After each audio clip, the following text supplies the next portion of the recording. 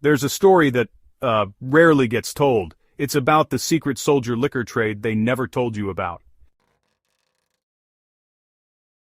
Officially, alcohol was banned.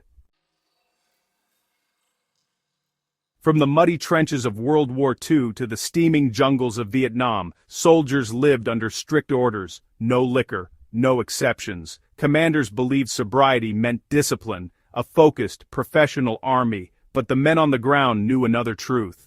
When you're 1,000 miles from home, under fire, and surrounded by chaos, a sip of something strong wasn't rebellion, it was survival. And so began one of the least talked about underground economies in military history, the soldier liquor trade. So, during World War II, dry zones were set up across Allied bases. American and British soldiers were, well, instructed to keep their canteens filled with water, not whiskey, but honestly, that rule barely lasted through the first week of deployment. In North Africa, some enterprising troops began trading spare rations, cigarettes, and even fuel for bottles of local spirits. These were crude mixes of dates, sugar, and sometimes, believe it or not, gasoline. Soldiers had a name for it: jungle juice or torpedo fuel, and yeah, it was exactly as dangerous as it sounded. Still, the demand was endless. The military police just couldn't keep up. In some camps, medics secretly handed out small doses of medicinal alcohol from field hospitals.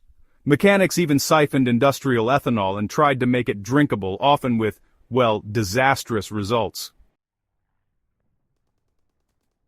By the time Korea came around, the system had really evolved. Soldiers had learned a thing or two from the old-timers. The new generation of servicemen set up entire smuggling networks. In places like Seoul and Busan, black market vendors sold everything from whiskey to sake, imported illegally and paid for with U.S. cigarettes or ration cards. One veteran described how units would pool their resources for these so-called beer runs, unofficial missions where they'd sneak off base and trade with locals. If they got caught, they could be court-martialed. But honestly, the risk was worth it. A hidden flask wasn't just contraband. It was, in a way, a link to sanity. Then came Vietnam, and well, everything just went wild. But deep in the field, soldiers made their own still from engine parts and rainwater barrels. Some even smuggled booze in fuel drums on resupply trucks. And, the trade wasn't just about fun. It was survival economics. In Vietnam, a bottle of liquor could buy you a pack of morphine, a clean set of boots, or even a helicopter ride out of danger. What's really fascinating is how this underground trade built a kind of secret brotherhood. A shared bottle under a makeshift tarp could dissolve rank and fear faster than any official pep talk. Officers and privates alike knew the line between discipline and desperation got thinner the longer the war dragged on. But, this trade also had a darker side. Booze led to fights, accidents, and fractured discipline. Entire operations were delayed because key personnel were too drunk to function. Commanders tried again and again to crack down, confiscating barrels, banning local vendors, threatening prison time. None of it worked. For every crackdown, a new loophole appeared. And so, quietly, militaries adapted.